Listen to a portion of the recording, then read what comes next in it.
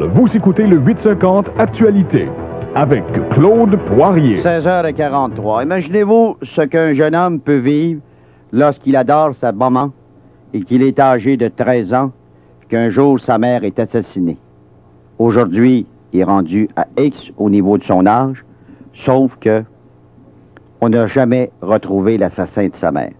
On va aller rejoindre Stéphane Luce, qui à l'époque avait 13 ans, lorsque sa mère, Roxane, a été assassinée. Stéphane, bonjour. Bonjour, M. Poirier. Rappelez-nous les circonstances, sans rentrer dans les détails, comment ça se serait passé. Vous aviez 13 ans à l'époque? Oui, monsieur, j'avais 13 ans. J'étais moi-même pensionnaire à l'Académie Michel Provost à Montréal à cette époque. On m'a annoncé la nouvelle lorsque j'étais au pensionnat. Moi, j'ai pas pris la chose vraiment sérieusement, là, étant donné mon âge. Là, j'imaginais plutôt que c'était ma mère s'était fait battre, là, mais un coup de poing ou quelque chose comme ça, jusqu'à ce qu'elle décède, là, parce que tout ce qui se passait à l'hôpital, ben ça m'était pas vraiment compté compte tenu de mon âge, là, qui est tout à fait normal. Ça, c'était arrivé en avril 81 dans une résidence de Longueuil sur la Rive-Sud? Oui, monsieur. C'est arrivé le 1er avril, puis elle est décédée le 4. Moi, ce que je déplore le plus dans tout ça, c'est que les pièces à conviction, il y a certaines pièces à conviction qui ont disparu, dont, en premier lieu, un cheveu. Ce cheveu appartiendrait au suspect. Mais je tiens à préciser que ce cheveu-là, dans le rapport de police, est considéré comme incomplet. Ce qui veut dire qu'il n'y aurait pas de racines. Il y a aussi le ruban adhésif qui servait à, le bâton a été mis dans un sac à ordures, enroulé dans un sac à ordures, puis il a été enrubanné tout autour là, pour bien solidifier le tout. Puis le cheveu, lui, se trouvait avec le bâton dans le sac.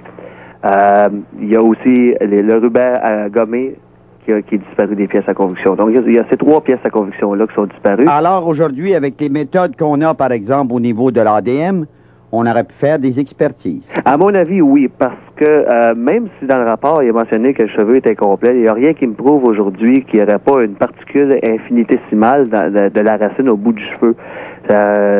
Puis, dans le fond, c'est juste ça que ça prend, une petite particule de rien pour pouvoir faire une analyse ADN. Puis il y a des tissus humains aussi qui pourraient se retrouver sur les bandes de ruban gommé ou à même le sac à ordures ou même à même le bâton. Je me suis même renseigné à l'Institut Pasteur en France parce que je suis internaute puis ils ont un site internet puis j'ai écrit une lettre là-bas. Si vous voulez, je peux vous lire quelques petites lignes de la réponse. C'est assez généralement, tout objet peut contenir des cellules de la peau ou d'un ou de plusieurs individus. La peau se renouvelant en permanence et donc relâchant des cellules mortes en permanence. L'ADN peut être partiellement préservé dans ces cellules mortes et ceci fait qu'on peut faire des analyses génétiques très tardives. 15-20 ans me paraît très envisageable, même si tout l'ADN n'est pas intact. Donc, c'est sur ça que je me base. Monsieur Luce, à ce moment-là, oui. Est-ce qu'on avait constaté qu'il y avait eu effraction, que le présumé assassin était entré par effraction? La police prétend qu'il n'y a pas eu infraction. Moi, votre mère a ouvert la porte à son assassin? Moi, je dis que c'est impossible. Premièrement, si ma mère connaissait le suspect, puis que ce suspect-là, celui qu'on suspecte encore aujourd'hui, elle lui aurait donné son bleu la veille. Connaissant ma mère, elle lui aurait pas ouvert la porte. Selon ce que j'ai entendu dire dans le passé, c'est que les lunettes à ma mère étaient sur sa table de chevet, à côté de son lit. Ma mère étant très myope, avait toujours besoin de ses lunettes. Probablement qu'elle les aurait pas mis sur la table de chevet avant de se faire battre. Je comprends pas pourquoi que son corps aurait pas bougé du lit du tout. Selon les propos que j'ai entendu dire dernièrement, il aurait fallu qu'elle ouvre la porte à son assassin puis qu'elle aille se coucher dans son lit, puis après ça, que l'assassin la batte. Moi, je suis prêt à avancer qu'il y a eu 2 infractions. Premièrement, parce que mes fenêtres de chambre avaient été percées à l'aide d'une drille ou quelque chose là, qui aurait fait en sorte que les fenêtres s'ouvrent. Puis les fenêtres à ma mère étaient à l'envers, ce qui veut dire qu'ils s'ouvraient de l'extérieur. Est-ce que c'est exact que le fil téléphonique avait été sectionné? Oui, c'est exact que le fil a été sectionné, oui. Est-ce que le mobile du vol et de l'agression sexuelle a été écarté? Oui, le mobile du vol et de l'agression sexuelle a été écarté, effectivement, oui. Mais vous dites qu'on soupçonne toujours, et je lisais le compte-rendu, à la police de Longueuil, on dit toujours on soupçonne toujours la même personne, mais on n'a jamais pu le coincer. Oui, c'est ce que j'aimerais savoir, pourquoi il le soupçonne tant que ça. Premièrement, moi, quand je me suis renseigné, on m'a dit qu'on le soupçonnait parce qu'elle aurait ouvert la porte à son agresseur. Étant donné que moi, je ne crois pas qu'elle ait ouvert la porte à son agresseur, je ne peux pas concevoir, je peux pas vraiment imaginer pourquoi que ce serait toujours le même, lui, le suspect, autrement dit. Maintenant, est-ce que votre mère avait un ami à cette époque-là?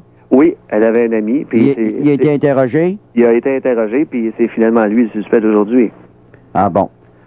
Et cette personne-là en question faisait quoi dans la vie? Le suspect, vous voulez dire? Oui. À vrai dire, là, je ne saurais vous dire. Je sais juste qu'il travaillait dans le centre-ville de Montréal pour une firme, là, mais je ne sais vraiment pas ce qu'il faisait dans la vie. Mais comment est-ce qu'on vit ça aujourd'hui? C'est pas facile pour vous, hein? Puis avez-vous des frères, des sœurs? Oui, j'ai une sœur.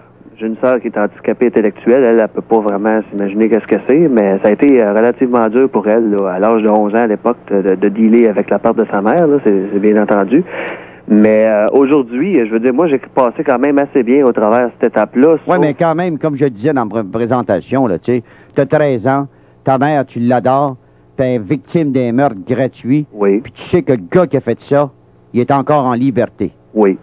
C'est un fait que je me suis... C'est dur à avaler, M. Luce. Très dur à avaler, effectivement.